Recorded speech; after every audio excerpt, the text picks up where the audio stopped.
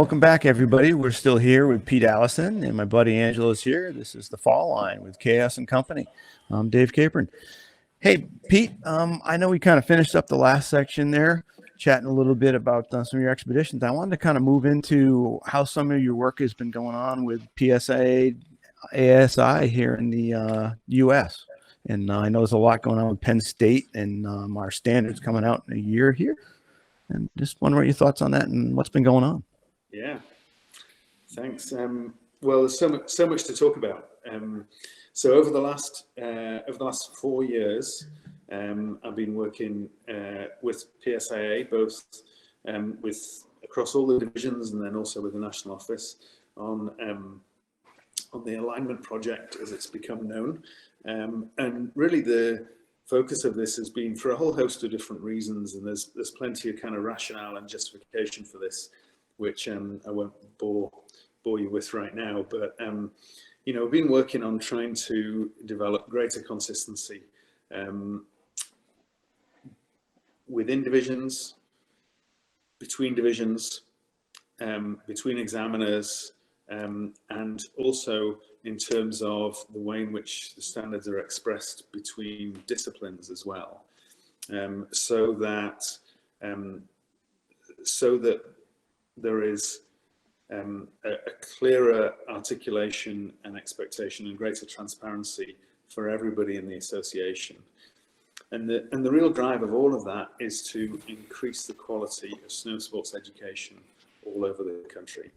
And that's not just in terms of what have traditionally been called exams or assessments, as we're now calling them, but also day-to-day lessons in snow sports schools. How do we improve the quality of that so that the general public rock up and they get better and better quality all the time? Now, that's not to say that the quality has been terrible or bad. It's just to say that there's always space for improvement. We can always all get better. So how do we continue to get better and better?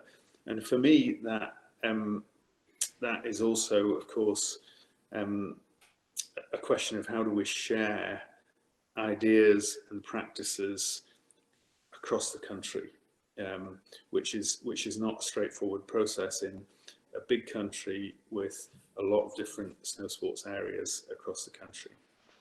And so, and then of course, I mean, the other thing that is a conundrum that intrigues me is if I say to you, Dave, tell me about what's great about your teaching.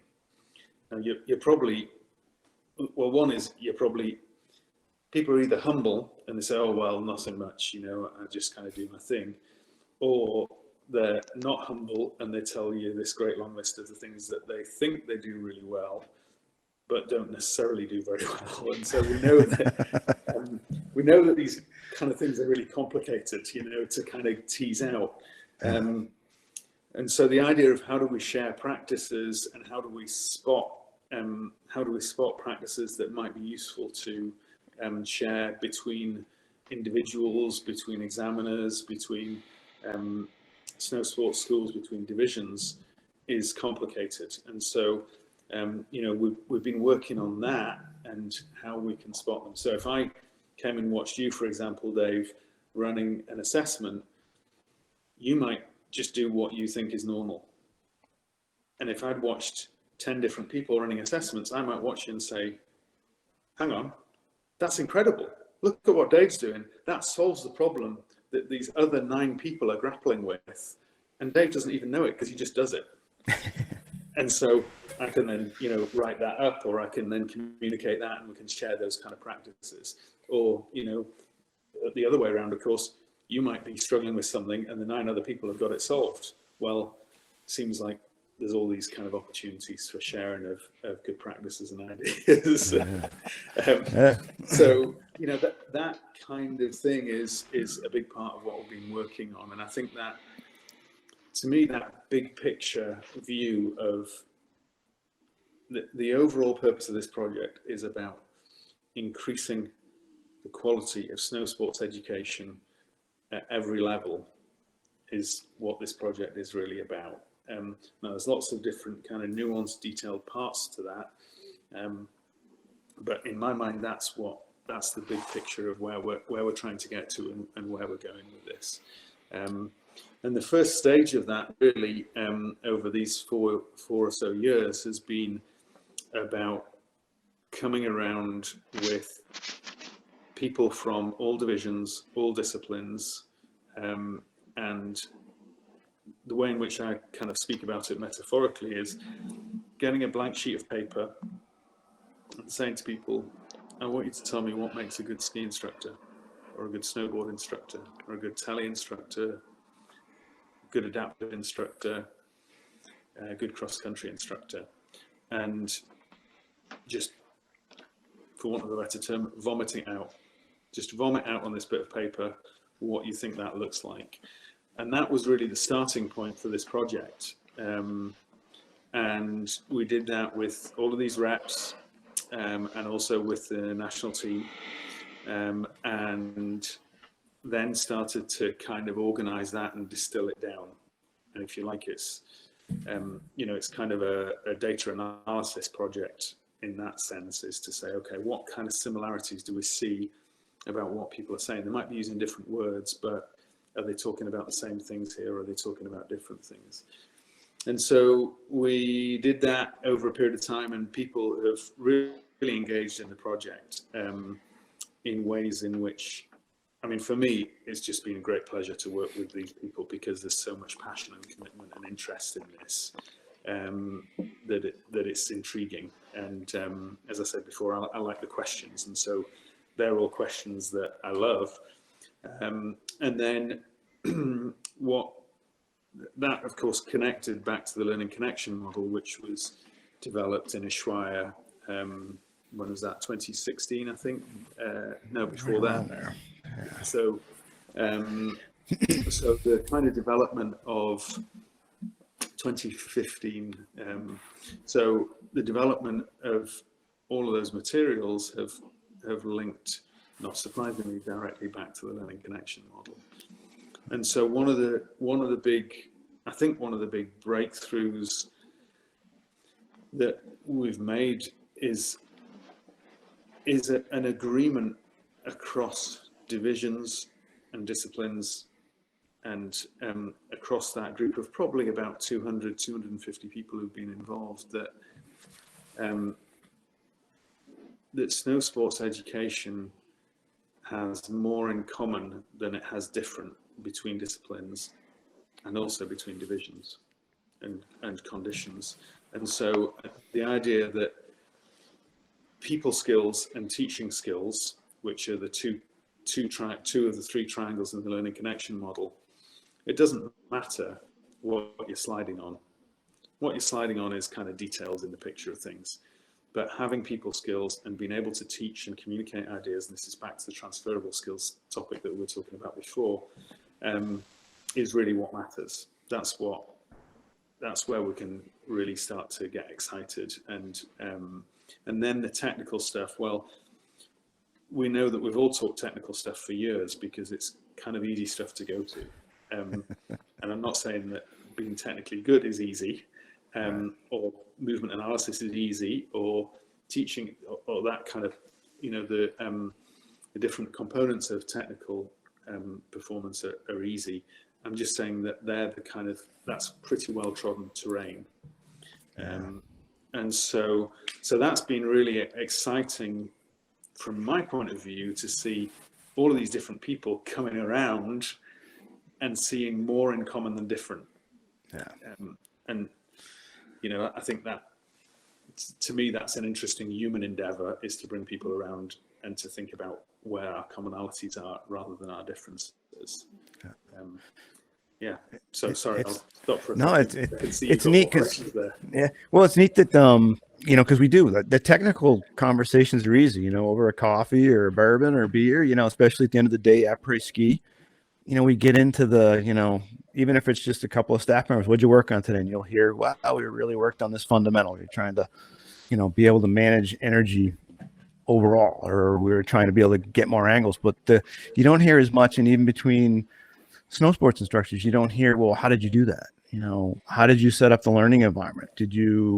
What terrain did you use and why? Or what speed did you do it the movement at different speeds. You don't hear a lot, which to me, it sounds like we're putting a lot more emphasis. Not that it's more important than tech skills, but we need to grow a lot more in the teaching and people skills. I don't know if that's your feeling. Absolutely, absolutely. And I think what, this project, and I certainly don't want to take credit for this, because I think there's a lot of people who've done, well, I know there are a lot of people who've done a lot of work on this. And so the kind of collective process has brought us to a vocabulary that is shared, that allows us to have those conversations. And in some ways, my concern isn't what the outcome of those conversations is. My concern is that those conversations are happening, because that means that we're placing value on them. And so if we're talking about how we relate to our class, or how we relate to our family that we're teaching, or how we connect with, how we select terrain that is appropriate for them, then we're getting into a conversation that is expansive and allows for some creativity and opportunities, rather than just not having that conversation because we don't really know how to do it, or having a conversation about, you know what, I had a really hard day. I could not connect with those people, or with this person, and I really struggled with it.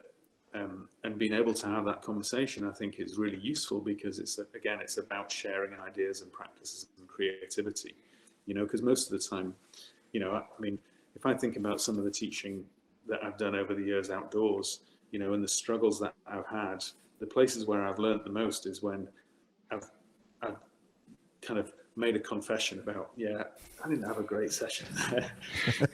and somebody looks at me and they go, I know exactly what you mean. That happened to me last week. Yeah. And there's a kind of therapy in that, but then there's also an opportunity for a breakthrough, because then they say, well, actually what I found was that I did this, and it kind of helped to unlock something, or it helped to kind of progress the learning somehow or another. And so I think that's a big part. And, we've spent a lot of time talking about learning outcomes, and writing those learning outcomes extremely carefully, and the kind of back and forth that's gone on with that, the attention to detail is, big topic for respect and support and thanks for all those people. But we've also spent a lot of time talking about learning experiences and writing that in such a way that I think is quite helpful. And I don't know if the subtlety of this will be picked up or not, but I'm hoping that in time it will be. But the learning experiences just put in as kind of fundamental way as possible, and as kind of basic a way as possible, is that these are the kind of things that we do in order to develop ourselves, to learn, to develop our capacities towards those learning outcomes. And in the PSIA system, AASI system, most of that is what happens with ed staff in different resorts, different hills, and those experiences.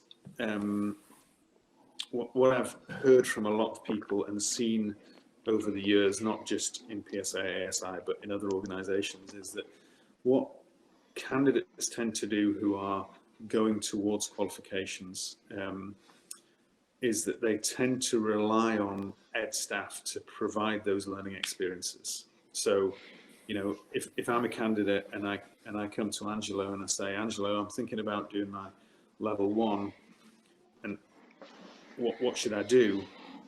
And then Angelo and I ski for a day, and I look to Angelo to tell me what I need to do for my performance, or for my teaching, or for my people skills, or any combination thereof. The responsibility for learning is very quickly on Angelo's shoulders, and I'm just a passenger. And so we've written these learning experiences, or tried to write them in such a way that that responsibility for learning remains on my shoulders as much as possible. So talking about all of the different things that I can do in order to develop my capacities so that I can progress my abilities to teach snow sports in such a way that it is going to move me more towards achieving my level 1, or whatever the level it is that I'm at. And so we've written those to say things like, you know what, you don't just learn when you're on snow. you can also learn in the summer mountain biking. You can also learn in the fall by staying fit. You can also learn by reading a book. You can also learn by watching a YouTube video. You can learn by all these different kind of opportunities for learning. You can attend events, you can attend webinars, you can listen to podcasts. These are all opportunities for learning that learners can take more and more control of, and not place all of that responsibility onto ed staff, which of course ed staff play an important role. There's no question about that. But, you know, really, really good snow sports educators are about continuing to learn on an infinite basis. So, you know, if I think about the, you know, the pleasure of working with level threes, and the pleasure of working with the national team, and the pleasure of working with people like Jeb as head coach, and all of that coaching group of people, who are incredible performers. They're also incredible teachers and coaches, and the same across all divisions. But what's really striking about all of those people at those levels is they're really interested in just improving. They want to get better at what they do. They don't think they've arrived. They're about, okay, yeah, I'm on a journey, and there is no end to this journey. And to me, that is something that's a kind of characteristic that we want to bottle and share. We want that to be part of the DNA of everybody in the association, in my mind, because that's contagious. You know, I get around that community and I think, oh, this is just inspiring. I want more of this. You know, it's kind of like crack cocaine. Not that I've ever taken crack cocaine, but it's, you know, I think it's that kind of addiction. Yep. And if we can share that across the association, guess what?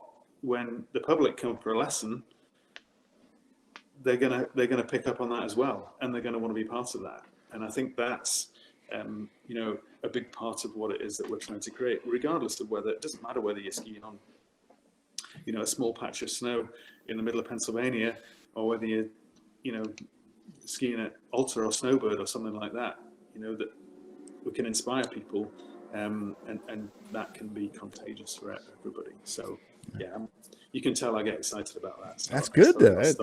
Well, that's what excites Angela. I can just see you, Angela, over there. Go ahead, Angela. Well, first of all, I want to go on the record and say that Chaos and Company does not endorse the use of crack cocaine. It's a substitute for crack cocaine. No, but I was writing a couple of things down. You know, I worked in formal education, you know, classroom education for a couple of decades, and outdoor education longer.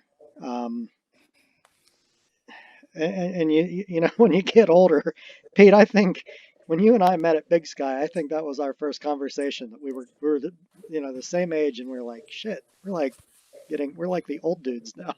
You know, but it does give you, I mean, it gives you the ability to look back a bit, you know, and I look on my years in the public education system, and I reflect on that, because that's what you do, right? And now I'm still in an education system. It's just a different environment. But I'm going to make some generalizations about American education. I'm interested, Pete. I'm going to throw some stuff against the wall. We'll see if something sticks. My reflections are American based because that's my experience. But you've been all over. You've seen other things. And I don't want this to sound like I don't think there's good stuff happening in American education, because, and I've said this before, I think, Dave, on this broadcast, that what's happening in PSIA-AASI is not separate from American education. It's part of it. It's the same system. You know, you just have to broaden your scope. What we believe in, or what we believed in PSIA-AASI in the past, has evolved within the larger framework of American education. I believe that. But I think you can make some generalizations about education in this country, and a few of them are that, you know, there's an objectivity to it, or a perceived objectivity to it. where we ask, this question true or false? Of these four choices, which one is correct, or maybe which two? But you're dealing with an objectivity there. I think it creates a mindset in your students where there's a fear of being wrong, because there's obviously something here that's correct and there's something here that's not correct. You may choose the incorrect one, and then that would be bad, right? That's the belief. I think this objectivity has done some damage to the perception of teachers. There's a mistrust of teachers, but then on the flip side, Pete, what you were just talking about is in some cases there's a total trust of teachers, where this person is going to cure my ills for me with very little investment on my part.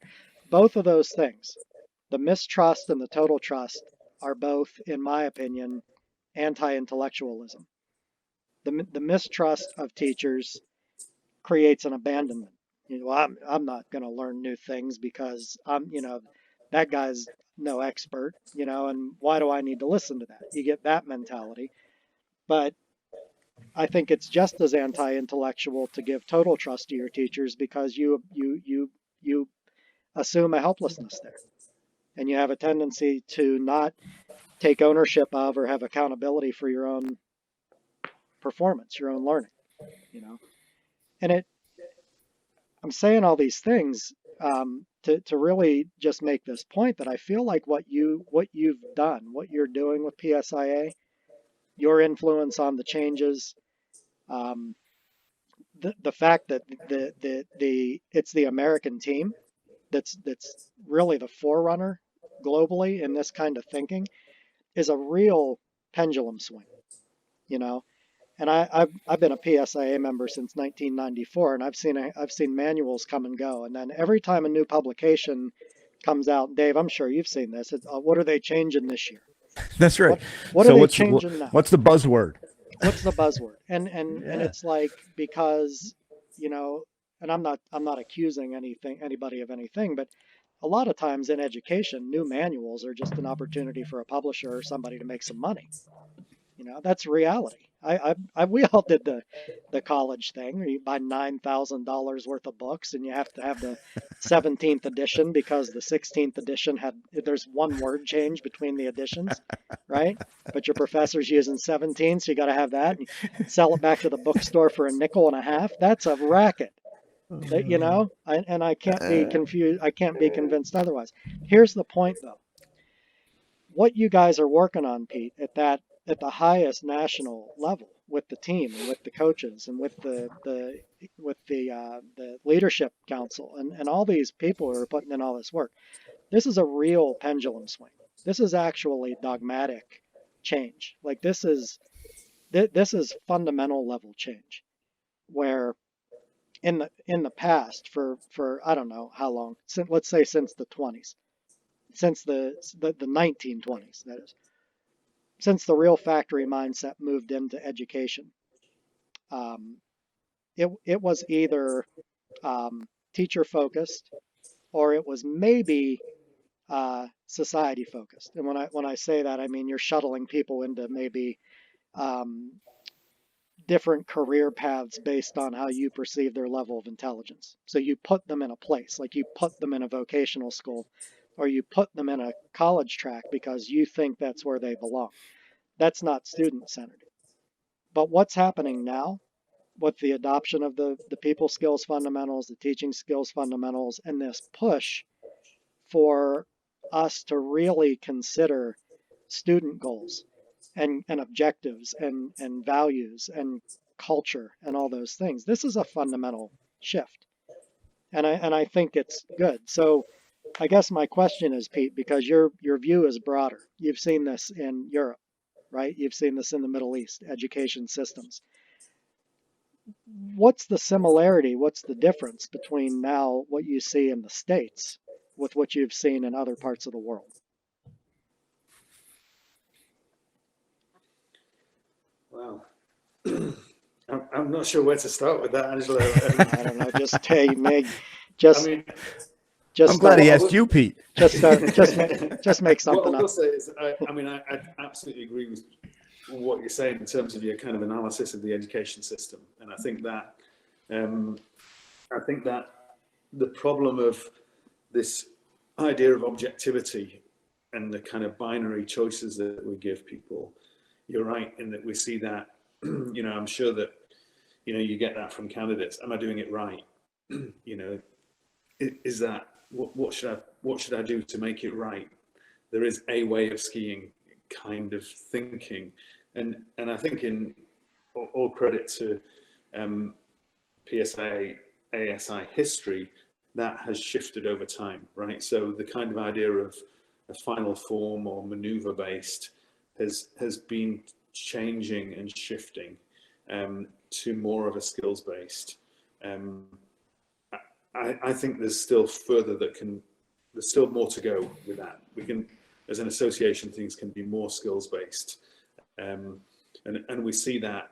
I've seen that in the conversations about processes and exam processes, and people saying, well, what activities do we need to do? Well, that's your professional judgment. So long as you can see the skills, you can choose what activities that you want to use, and that is liberating, or it should be liberating for examiners as well as for candidates as well, because there's all these kind of range. And I think it's, that comes back to creativity, right? If we see snow sports, whether it's on skis or boards, as being about expressions of creativity, if we can have different skills or tools in the toolbox, then we can blend those together in an infinite number of ways, and we can express our creativity. So we can ski all kinds of different ways in different parts of mountains, and fantastic, or snowboard, or whatever our sliding implements are. So I think there's an enormous amount to be said for that, and I think the shift, to kind of come around to your question a little bit more, Angelo, is I think we're seeing more of that happening. I think there are changes happening in education systems around the world. How much and how quickly varies, and I certainly don't profess to be an expert in the American education system. I know a bit about higher education in the States, but I don't really know a great deal about K through 12 education.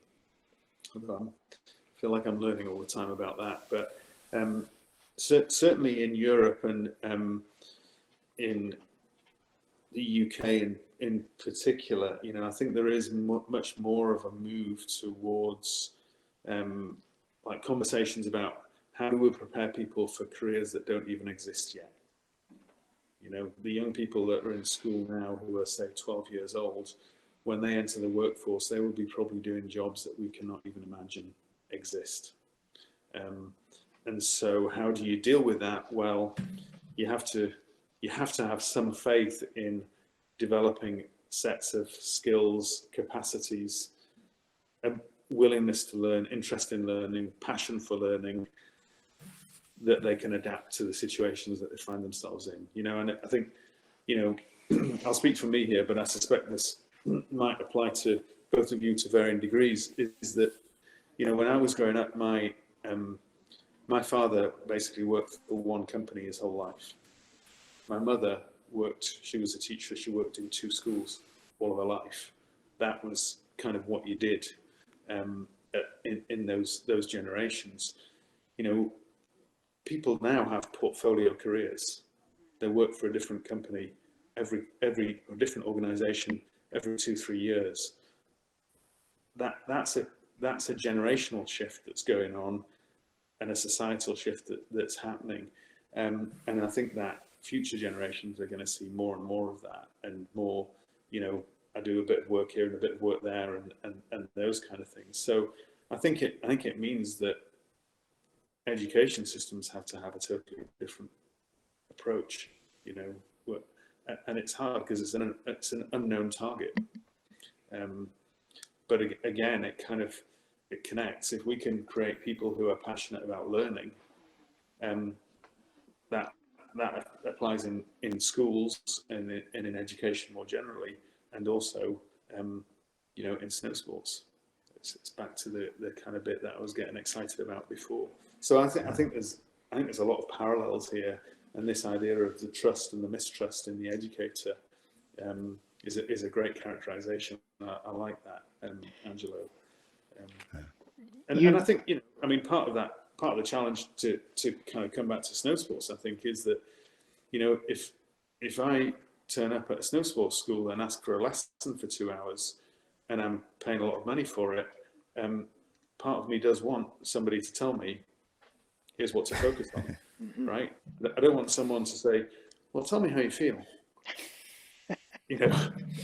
Part of me wants to kind of throttle at that point. Never mind how I feel. I'm paying you good money, which I totally relate to. I can understand that component of things. But I think in that kind of situation, a really good snow sports educator can help me to identify what those things are myself, and give me more tools to be able to develop beyond the lesson, and not to create dependency on that snow sports educator. And that's where I figured that would end up. It's a partnership, and Matt Boyd always talks about that partnership. He's very good at talking about the partnership. And you mentioned 21st century skills in the last broadcast, and I worked with that idea quite a bit when I was in public ed, and I always found it interesting that there are a few of those skills that you look at that are clearly modern. And you have to have, sorry, I have a dog. That's part of the chaos in company. My dog's hacking up a chicken bone in the corner. There are several of those 21st century skills that are clearly modern skills, like economic. And I mean, you could argue, some evolutionary biologist is rolling over in her grave right now. Like technological competence or literacy in terms of using a computer is clearly a modern idea. But I always thought it was interesting when I was first introduced to those 21st century skills was maybe 10 years ago. And it was just that, Pete, what you said. We need to train these, we need to guide these students, whatever the verb is, with the understanding that they're going to have jobs that don't exist yet, right? I looked at the list, the 21st century skills, and it struck me right away how many of them were really hunter-gatherer skills. Collaboration, communication, teamwork, ancient skills, right? And it gets back more to the idea of what we are, I think, as a species, which is something that we've lost sight of, I would argue, in large part in modern times. But what we're doing now, moving away from, like you said, your folks had one job, or your dad had one job, your mom had worked in 2 spots, and these portfolio careers and nomadic lifestyle and digital nomads and people who work from their RV and all you need is an internet connection. When you look at that larger picture of how people are having a career now, or how people are making their money now, to live their life, which may or may not relate to their career choice. I wash dishes so I can ski kind of idea. But if you look at where that trend is headed, and you look at those 21st century skills, and you look at what ski and snowboard instructors do, like get certified in Virginia and move to Utah, and pretty soon we're all going to be chasing the snow north, right, as the climate changes. We're nomadic. We're a nomadic species, and it's like these skills that we're highlighting now are starting to respect us more as a species, rather than an organism that you can put in rows in a desk in a classroom and give them black and white choices when that's not the reality of the situation. I just think like what we're doing now, what's happening in PSIA-AASI is a maturation of respecting people for what they are, what we are. And you're starting to see that trickle through public ed and now into snow sports, as a periphery education. I just think it's strong. I have a pretty large staff here that I work with, and And I get the guys who are like, oh, what are they changing now? Got to get me to buy a new manual.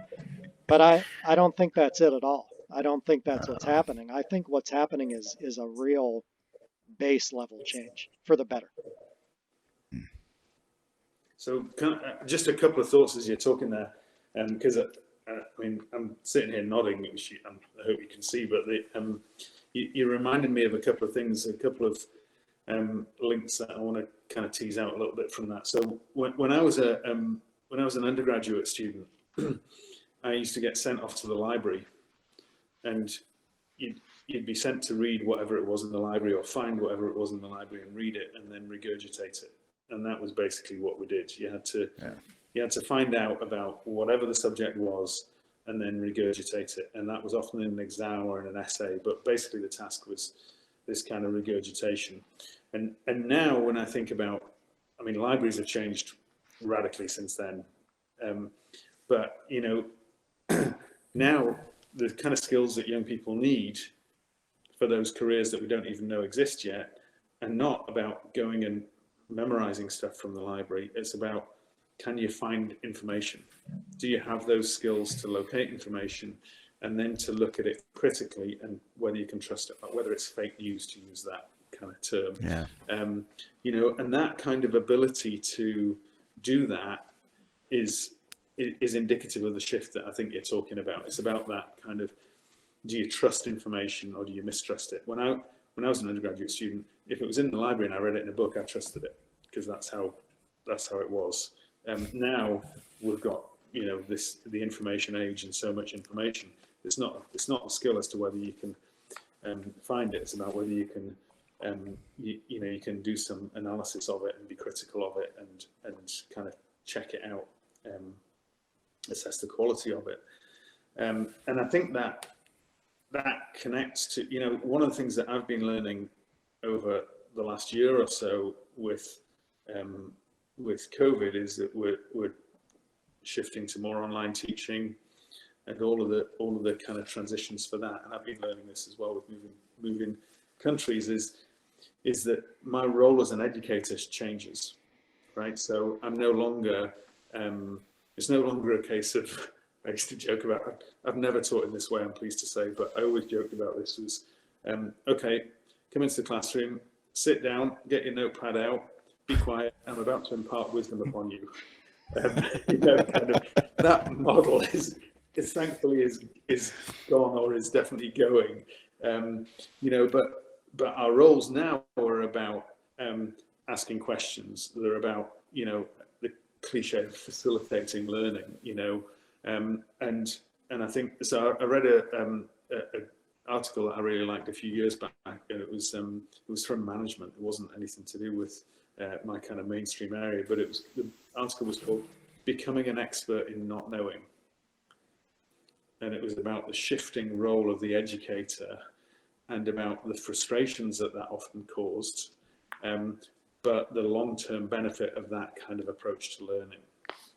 And I think that's part of the shift that we can see in PSIA-AASI happening, is this shift of role to be about asking questions, creating constructive learning experiences, creating constructive assessment activities that allow people to explore the way in which they work and their equipment works, and how they can move in different ways to produce different outcomes, and and create their own kind of, we've talked for a number of years in Europe about everybody has their own kind of signature of skiing, their own signature style of skiing. There's not one style of skiing.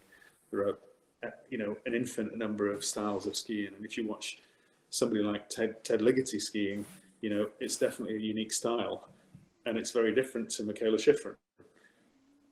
But they can both get down a hill pretty well, and that's just two examples of we all have our own different kind of signatures. And so I think that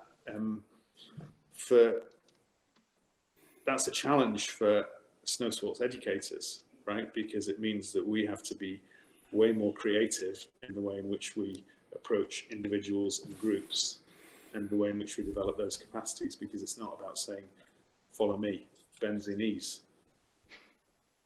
It's, Well, it's this kind of massive, expansive kind of opportunity, which can be intimidating as well. Well, that really hits home, because I mean that kind of sums up a lot of what you've talked with us about in both sessions, in that the learner needs to become more a part, and it's not just imparting information. You talked earlier about, not just starting conversations and asking for help or asking questions, but also all the different ways to learn through podcasts, through webinars, through books, through just the experience itself of skiing, trying something different. And I think that if we could get our folks that are training for exams or credentials or whatever we want to say, if that format, I think we'd have much more success in the long run. I hope. But Angela, I saw you writing. Do you have one thing before? I know you're writing in. I don't want to close it up before you get to ask Pete while he's here, because I'm hoping we get him back in the future, because I think we could do tons more and get in. There'll probably be questions from our listeners, hopefully. But did you have something? Yeah, when you say one thing, did you mean 4 little things? Well, I know. I saw you writing, but yeah. Yeah, well, I have 4 little things. Yeah. Mildly off topic. Pete, what's your guilty pleasure American food? There we go. Oh, guilty pleasure American food. Well, I mean, when you're not at the CrossFit gym. Oh, did I mention that I do CrossFit? Yeah. 17 times, yeah. If we asked Pete what a ho-ho was, he probably wouldn't know. No idea what you're talking. Yeah, it's sort of like a balls or something, cupcake though. Twinkie type thing, but chocolate. Oh, okay. Yeah, it's not part of CrossFit. That's a cultural experience I need to have. Yeah. Well, one of my guilty pleasures is I know I'm on vacation or holiday, as I would call it. If I can go out for lunch and have either a burger and chips, or burger and fries and a beer, or a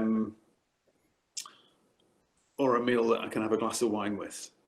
And I'm not a big drinker, but that's kind of one of my guilty pleasures, is a lunchtime glass of wine. I think, oh yes, life is good. Lunchtime booze. Question number 2. Are you aware that you mentioned both? You said both regurgitation and vomiting during these podcasts. Bingo. I feel like it was a competition to get those words in, which it wasn't. Yeah, Question number 3. Question number 3. This is a yes or no choice. Okay. Did you know it is election season? Yes. Yes. And my last question is, can we hear your American accent? Oh yeah. Well, you might get me into trouble with in certain quarters for this, but well, I can do my I'll do 2 for you. Okay. So my first one is I like to think that it's a New York one, but anybody from New York, I apologize in advance. You're going to get your ass kicked probably. You want a cup of coffee? And then my southern one, and I apologize to anybody from the south here, is you all come back now you're here? Yeah, I love you it. better go I'm outside. thinking I've probably offended about 99% of the listeners. So man. Everybody listening from up Dave's way thinks you are in the South right now. That's right. Yeah. You got to come up here and visit. You'll go, oh, I got a new accent up there. But Pete, thanks so much for doing this. And thanks for your work with PSIA-AASI. As Angela said, we've seen such changes in the last few years with everything going on. It's really great. Hopefully we can see you more here in the Houston division, since you're here in the East. And thanks, Angelo. And thanks everybody out there for listening. And this is the Fall Line with KS and Company. All right. thanks, Dave. Thanks, Angela. Thank you. Yep. Take care.